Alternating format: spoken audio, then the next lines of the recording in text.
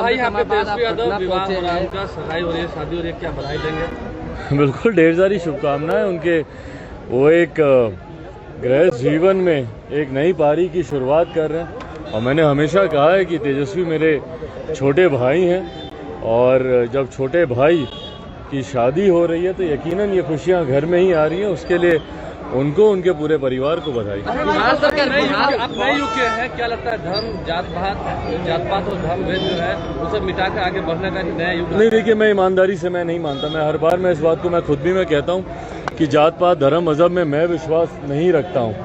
और ख़ास तौर पर जब ऐसे फैसले होते हैं, ये बहुत ही निजी और व्यक्तिगत फैसले हैं। इसमें जात पात धर्म मजहब से जोड़कर इन फैसलों को कतई नहीं देखा जाता। लंबे समय बड़े भाई की शादी कब होगी? बड़े भाई की तो शादी भाई अभी मिठाई कब खिलाइएगा? फिलहाल तेजस्वी, उनको बहुत सारी बधाई। लंबे समय बाद आप पटना पहुंचे हैं, जातिगत जनगणना को लेकर बिहार सरकार चाह रही है कि वो खुद से करवाए, इसको लेकर आप क्या सोचते हैं? बिल्कुल कराएं, बिल्कुल कराएं, बल्कि हम लोग तो चाहते हैं पूरी तरीके से। भाई जब केंद्र में भी जब ये विषय चल रहा था, उस वक्त भी हम लोगों ने समर्थन किया था कि जातीय के आधार पर जनगणना होनी चाहिए। इसके कारण है, बार बार मैं इस बात को कहता हूं, क्योंकि नीतियां बनाई जाती हैं, योजनाएं बनाई जाती हैं जाति के आधार पर।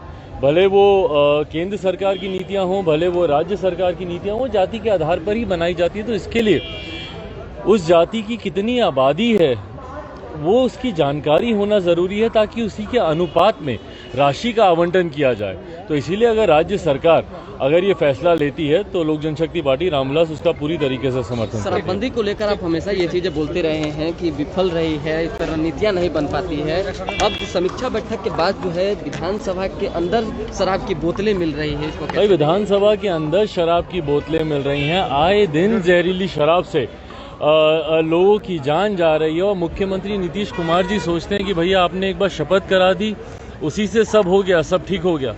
हकीकत है कि जब तक आप कानून को धरातल पर उतारने के लिए ईमानदार नीयत के साथ आप प्रयास नहीं करेंगे, सिर्फ कानून बनाने से ये कार्य सफल नहीं होने वाले। और यही कारण है कि भैया आज 5 साल होने को आए हैं, पर शराबबंदी कानून पूरी तरीके से बिहार में विफल रहा है। और ये बात निरंतरता में हम लोग उठाते रहे कि कोई एक ऐसा मापदंड बता दीजिए ना जिसपे नीतीश कुमार जी की सरकार सफल रही हो। आज नीति आयोग की रिपोर्ट अगर बिहार को फिसड्डी कहती है तो उसके कारण है भैया, क्योंकि आपका कोई कानून धरातल पर नहीं उतरता। अपराध में जिस तरीके से दिन रात वृद्धि होती रही है, स्वास्थ्य सेवाएं जिस तरीके से बोलता था कि क्यों मुख्यमंत्री नीतीश कुमार दिल्ली जाते हैं, एक मोतियाबिंद जैसे, कैटरैक्ट जैसे ऑपरेशन का इलाज कराने जब मुख्यमंत्री नीतीश कुमार दिल्ली जाते हैं, आज उसका कारण समझ में आया कि वो क्यों दिल्ली जाते हैं। क्योंकि बिहार में जो व्यवस्था उन्होंने खड़ी कर दी है, उसमें एक ऐसा डॉक्टर बिहार में नहीं बचा जो मोतियाबिंद जैसा ऑपरेशन, इतना सरल ऑपरेशन, उसको ढंग से कर पाए। और मुख्यमंत्री नीतीश कुमार जी इस बात को भली भांति जानते थे, इसीलिए वो 1000 किलोमीटर की चार्टर फ्लाइट करके वो दिल्ली जाते थे अपना इलाज कराने, अपना ऑपरेशन कराने।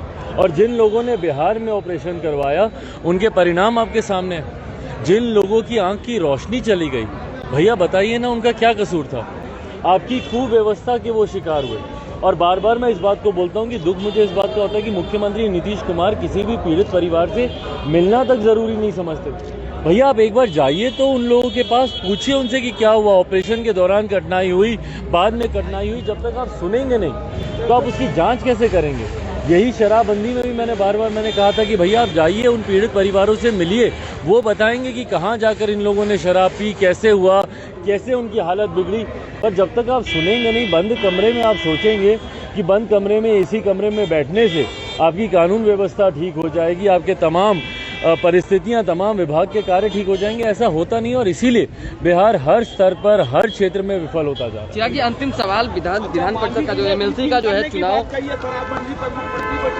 जो है, देखिए मैं उसको रीथिंक करने का मैं समर्थन नहीं करता हूँ। हम लोग मानते हैं कि भैया शराबबंदी कानून, खास तौर पर बिहार जैसा राज्य जहाँ पे शिक्षा का इतना अभाव है, जहाँ पे लोगों को जानकारी नहीं है कि ऐसे नशीले पदार्थ के क्या क्या नुकसान हो सकते हैं, तो मैं मानता हूं कि बिहार जैसे राज्य में खास तौर पर शराबबंदी लागू रहनी चाहिए। जो उनका जो प्रस्ताव है कि इसको रीथिंक किया जाए, मैं उसका समर्थन नहीं करता।